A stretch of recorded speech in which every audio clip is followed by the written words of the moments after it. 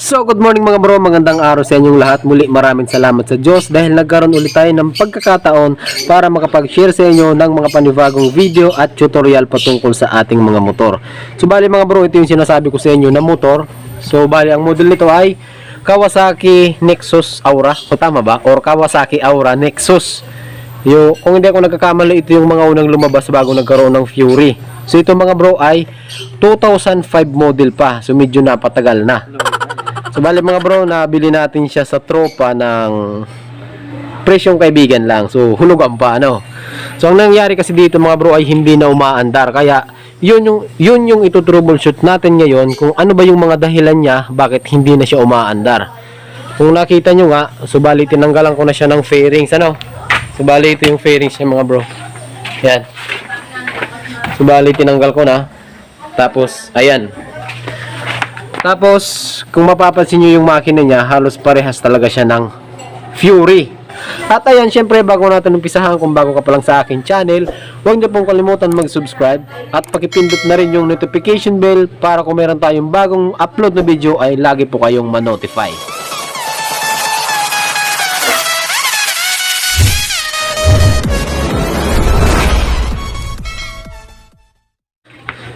Ayan, kung makikita nyo mga bro, so meron ditong pamposte na ilaw. So bawal sa LTO yan mga bro kasi ang allowed ng LTO lang ay dalawang auxiliary na may 6 na LED.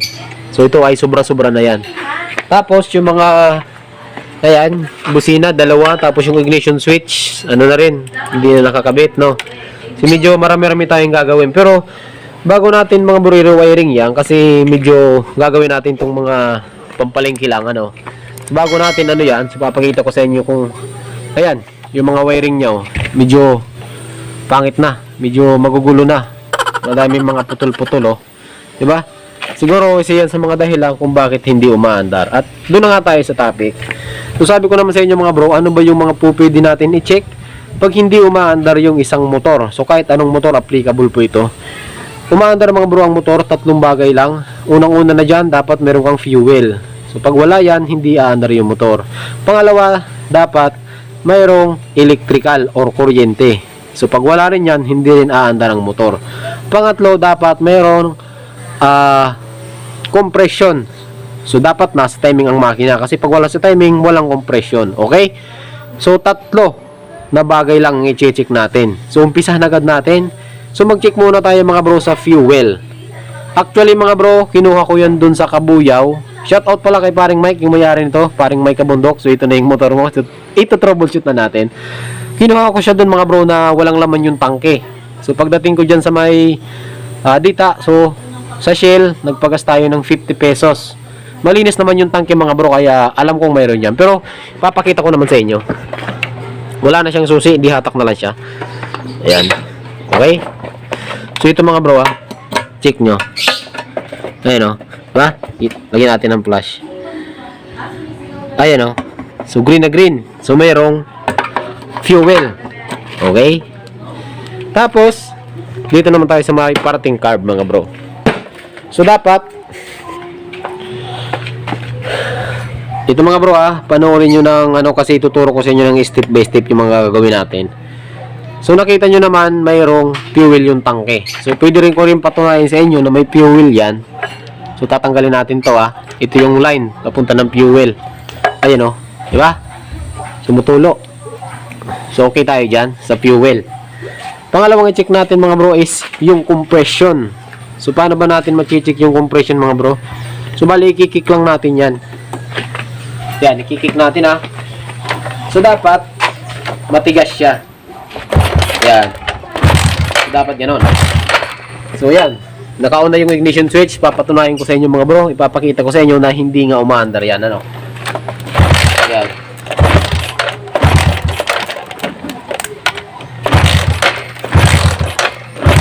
Okay. So, bali mga bro, na-check na natin yung compression. Okay naman. So, walang problema sa compression. Walang problema sa fuel. So, isa na lang yung i-check natin. Ano yun? Sabi ko nga sa inyo, yung ating kuryente. So babaklasin mo natin yung spark plug nya. So pasensya na mga bro, medyo madilim yung video natin. So against the light kasi tayo So kuha lang tayo ng pangkalas ng spark plug. So ito mga bro, kailangan meron kayong pangkalas ng spark plug para ma-check natin kung okay pa yung ating kuryente. So tanggalin natin muna yung spark plug cap. Binubunot lang naman yan. Tapos kalisin natin to.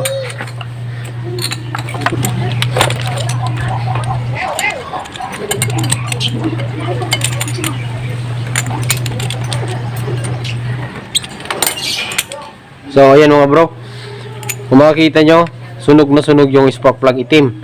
So rich mixture siya. So mamaya na natin itutuno yan pag napandar na natin ano. So ang gawin natin mga bro, isalpak natin to sa spark plug cap. Yan. Tapos iyon natin yung ignition. Yan. Tapos ito ididikit natin sa ground. Any body metal parts ng motor ay ground, no? Yan.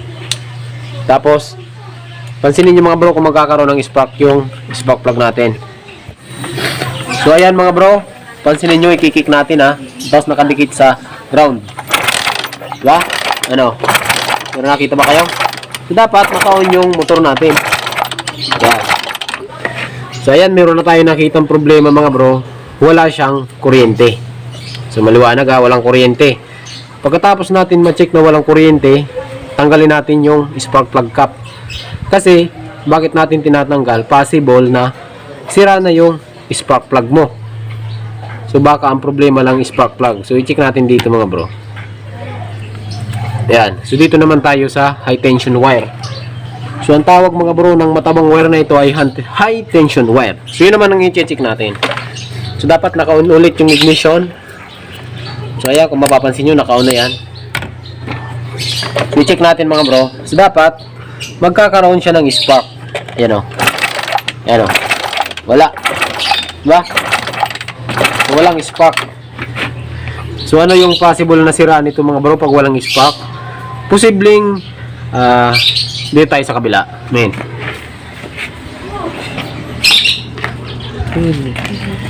So dito naman tayo mga bro. So yung high tension wire na yan, dito nakakabit dyan. So ang tawag dito ay ignition coil.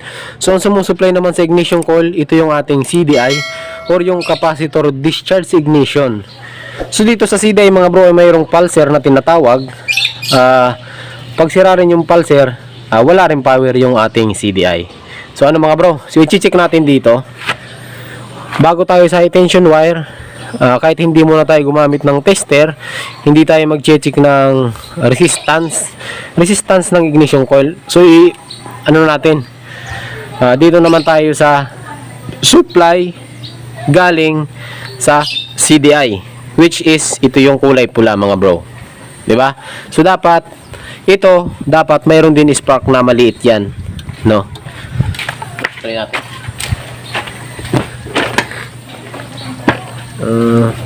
So ayan mga bro, to check natin ha. So dapat mayroon yan maliit. Yan, wala rin, diba? So wala. So alam na natin mga bro. So walang supply yung galing ng CDI. Ang possible naman ito mga bro, possible may sira yung CDI natin. Bago natin mga bro check yung CDI, i-check ko muna yung ating stator kung okay pa ba. So gamit lang tayo mga bro dito ng test light. So ikabit natin to sa negative yung ating clip.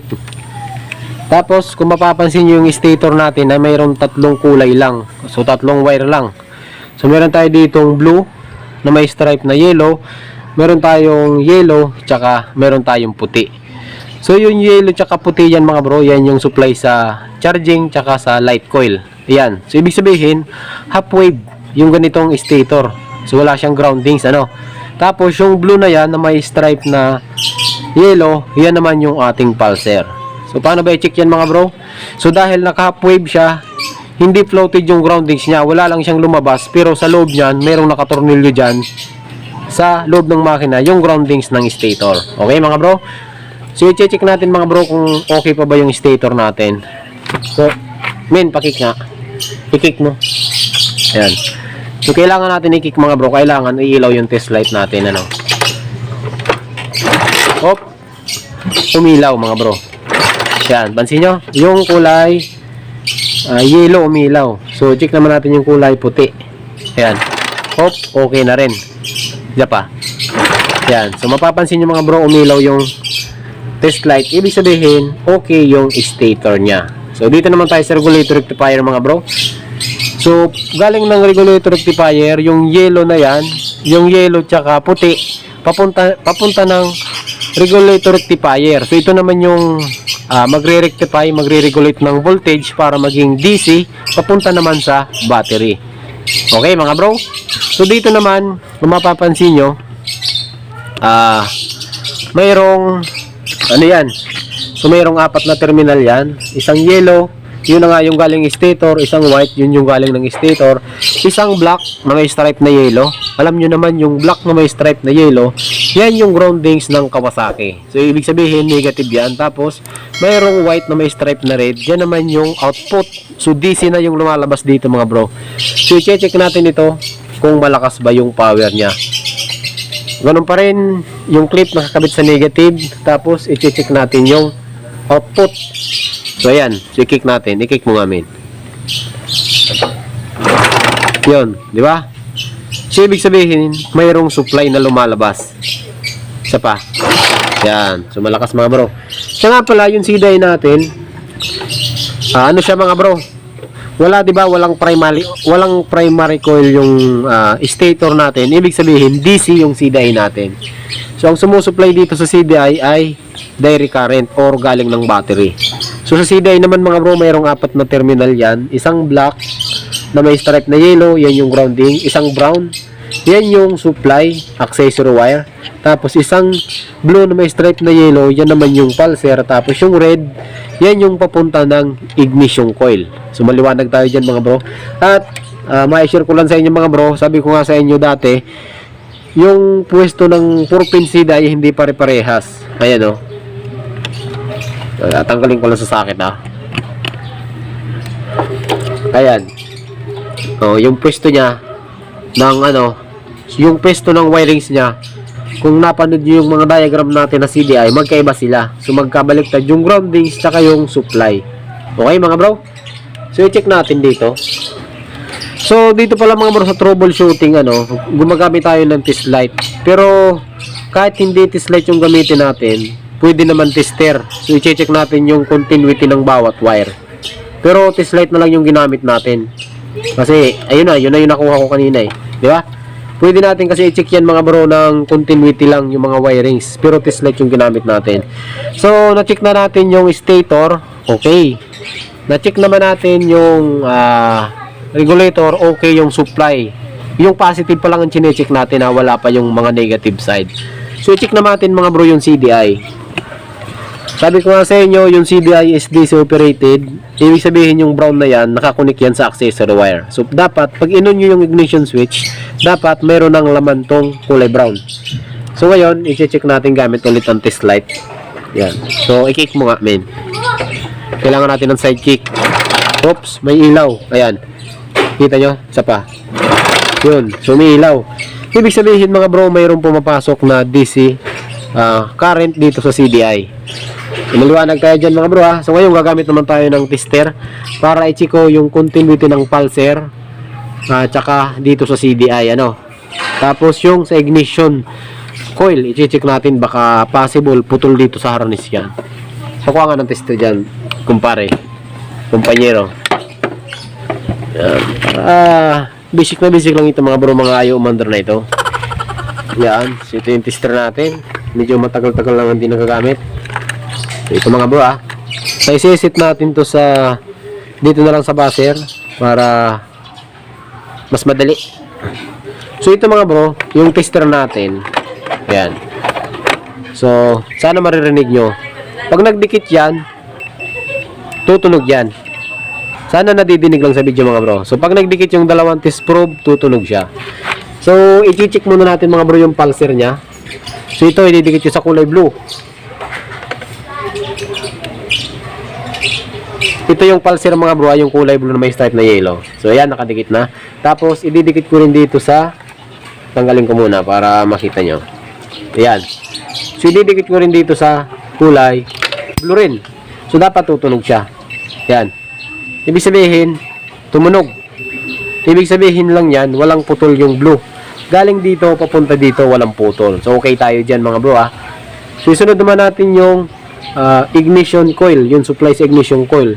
Yung kulay red. Ilalagay natin to sa kulay red. O, dito na lang. Yan. Ito yung kulay red mga bro. Ilalagay natin sa kulay red. Ayan. Tapos, dito, sa red din. Ayan, tumunog pa rin. Ano? Ibig sabihin mga bro, walang putol yung wiring ng ignition coil. Ngayon naman mga bro, isa na lang yung natitira natin na i-check. Kasi yung CDI, kahit okay pa yan, supply, okay pulser, okay ignition coil, pag walang grounding, hindi rin gagana yung CDI, hindi siya magpa-process o hindi siya magbibigay ng maayos na supply. So okay mga bro ha. So dito tayo sa groundings. Ito mga bro, yung gagamitin natin ay tester pa rin, pero hindi siya advisable gamitin kasi yung tester mga bro, kahit isang wire lang na nakakabit yan, tutunog yan pag once na nagdikit siya, di ba? So tatry natin yung groundings. Try natin yung groundings dito sa black na may stripe na yellow, ano? Yan, tumunog. Pero wag kayong kampante mga bro kasi tester yung ginagamit natin. So pagpalagay natin mayroong 5 wire o 10 stranded wire sa loob ng wire. Yung siyam doon ay putol, yung isa na lang yung nakakabit, tutunog pa rin yung tester mo. So pero napakahina ng bigay na groundings or ng supply. Kaya i-check naman natin gamit ito. Gamit naman yung test light kung kaya niya bang magpailaw sa groundings. Okay? So bali mga bro, na-check na natin yung positive niya dito sa regulator rectifier pala. I-check naman natin dun sa may battery side niya kung kaya niya bang pailawin. Kasi mga bro, yung kulay white na may stripe na red, dito papunta yon sa positive ng battery. Ay, hindi pala kita. Yan. So, ganun pa rin, ikakabit natin to sa negative or sa ground. Kakabit natin. Yan, nakakabit na. Dapat ito mga bro, mayroon din siya. Kasi yung white na may stripe na red, yun yung mag-charge dito sa battery. Yun yung output. So, check natin kung mayroon. So, mga bro, mga basic troubleshooting lang mga bro. Check natin. Yan, wala oh. Diba? So, walang supply. Oh, mayroon na tayong nakuha. Ibig sabihin lang nito, yung wire na galing doon sa rectifier, papunta dito, sira. Or, check din sa fuse. Meron palang fuse eh. Kala ko wala eh. So, mayroong fuse naman pala. I-check rin natin yung fuse. Yan. So, tanggalin muna natin yung fuse mga bro, no? Check lang natin.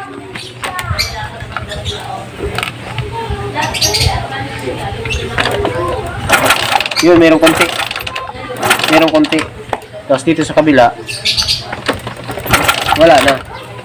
So, ibig sabihin pala, yung fuse, medyo pangit na. Mahina na yung fuse niya. So, sira na rin. Ayun, no? Sira na nga. Ayun, nabunot na, oh. Okay, mga bro. So, maliwanag, ah. Ngayon naman, susubukan natin, mga bro, kung kayang magpailaw sa groundings. So, babaliktarin natin yung sitwasyon, ha. Babaliktarin natin yung sitwasyon. Ito naman, ikakabit natin ito sa positive. Okay? Ang problema nga, yung positive natin ng battery, walang supply. So, kukuha lang tayo ng wire mga bro. Dito. Kuha tayo ng wire. Ang gagawin natin, kukuha ako ng wire, ikakabit ko dito sa white na may stripe na kulay red. Ito mga bro, balik ko muna tayo ng wire, ano. Ulitin ko, ilalagay natin to sa dito sa white. White na may stripe na red. Ito yung output eh. Diba? Pakik nga. Kailangan natin ng katuloy yung papakik. So ulit, side lang, sangit lang. So ikakabit ko to sa ground. Yan. So nakakabit na sa ground. So i-check natin to kung mayroong laman. Sige, kick mo. Yun, mayroon, di ba? Kita nyo ba mga bro? Umilaw siya. Yan. So ibig sabihin, okay yung kinabit natin. Ngayon, babaliktar natin mga bro. So ito, ikakabit natin dito.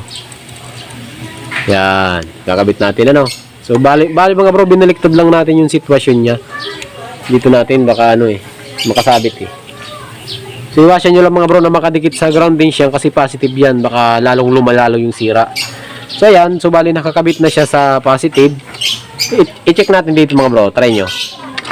O diba mayroon? Okay yung groundings niya. Ngayon mga bro, susubukan natin to dito sa CDI. Susubukan natin sa socket ng CDI. Ayan.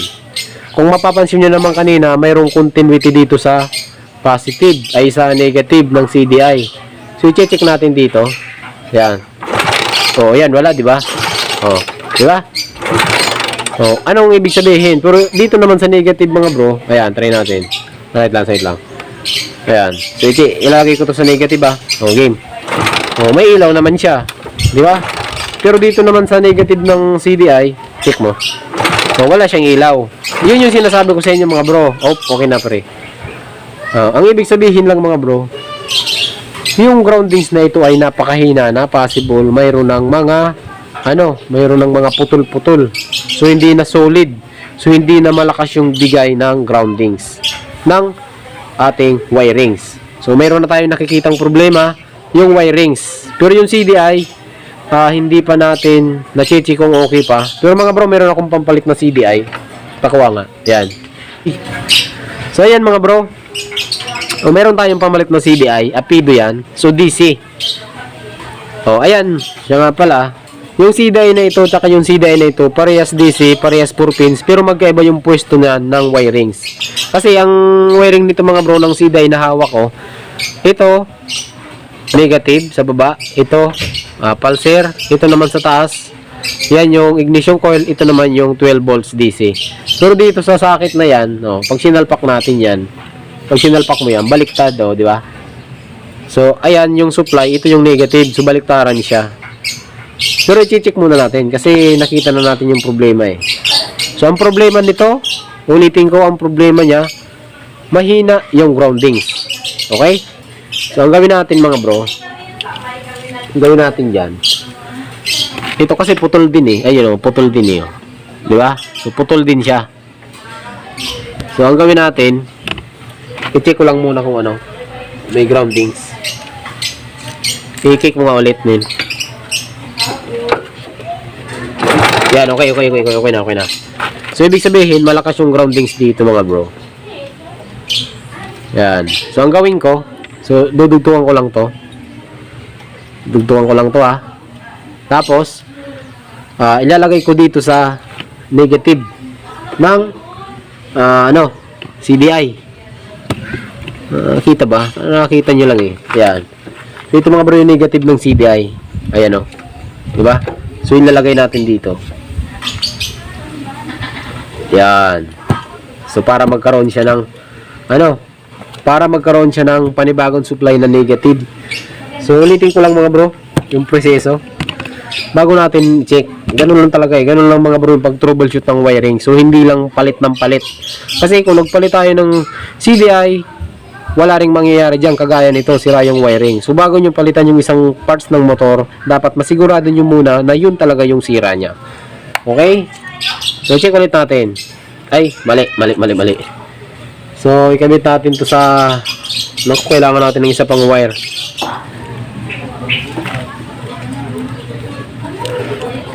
Yan, isa pa. O, diba mga bro? So, malakas na yung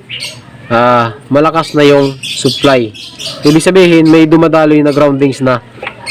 Ito pa. O, diba malakas? Okay. So, malakas na. Ngayon, ang gawin natin mga bro, ibabalik muna natin siya. So, i-check natin kung mayroon na bang kuryente,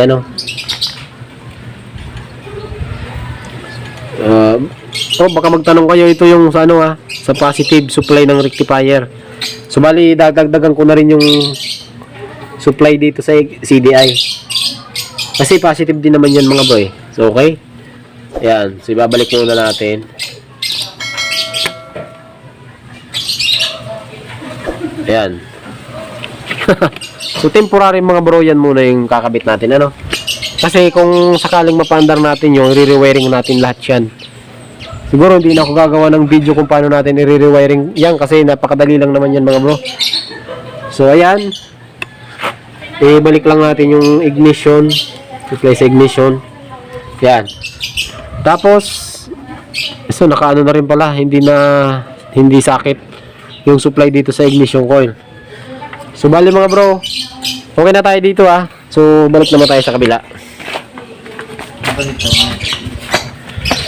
Yan. Dito naman tayo. So ngayon, i-check ulit natin tong high tension wire kung mayroon siyang laman. Kasi kung wala, baka CDI na yun sira ano. So ayan, naka-on yung motor. Ignition, naka-on. I-check natin. Yun. Yun, lakas oh. Diba? Oh, lakas. Yan. So, try natin bunutin yung ano doon, yung groundings kung meron. Ayan, bunutin ko ah. Bunutin natin to. Yan, so i-check natin. Ayun lang yata yung problema nito eh. So, matagal-tagal na nakatambak, yun lang pala yung problema. Yun, wala oh. Wala. So, ibalik natin. Ulit. Yun. So, basic lang mga bro. Ang gawin natin dito, ikabit natin sa spark plug.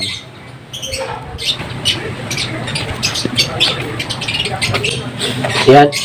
So, nakakabit na sa spark plug mga bro. I-check ulit natin.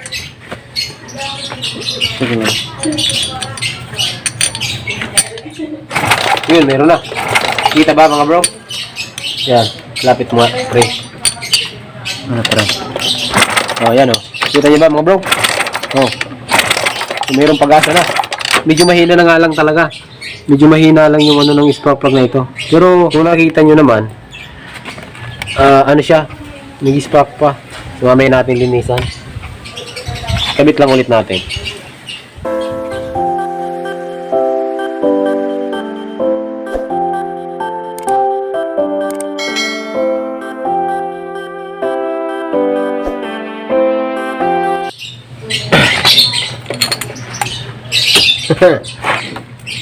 So yan, nakabit na natin. Pasensya na kayo mga bro, medyo maingay yung mga ibon dito eh. Tambak ng ibon dito eh. Ayan, nakakabit na. Lalagyan ko lang mga bro ng ano yung tambutso natin kasi masyadong ano to, masyadong malakas. Nakakahiya, no? So ikikik natin ha. So tatry natin panda rin ha. Yun. Dito ba? Tingnan natin.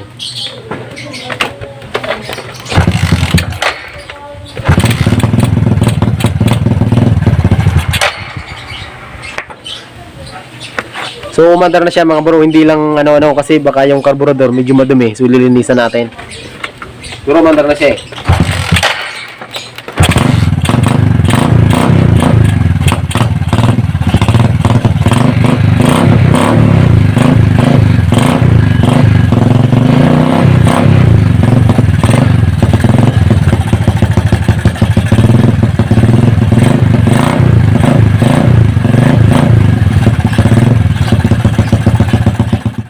So ayun mga bro, kung nakikita nyo, bali umandar na yung motor.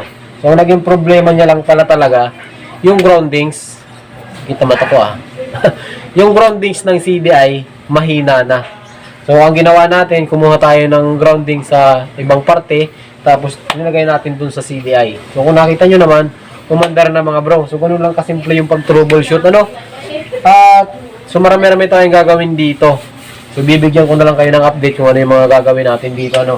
So, subukan lang natin ulit. Malupit.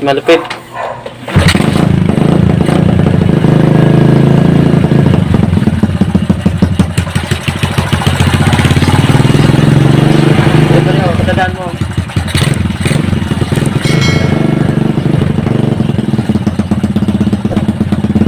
Akas.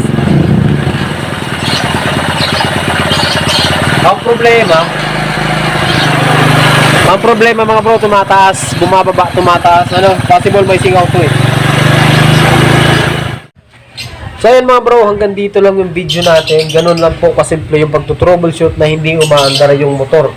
So hanggang dito lang, maraming salamat sa panonood. Kung mayroon pa kayong gustong itanong, so huwag niyo pong kalimutan i-comment at sasagutin natin yan.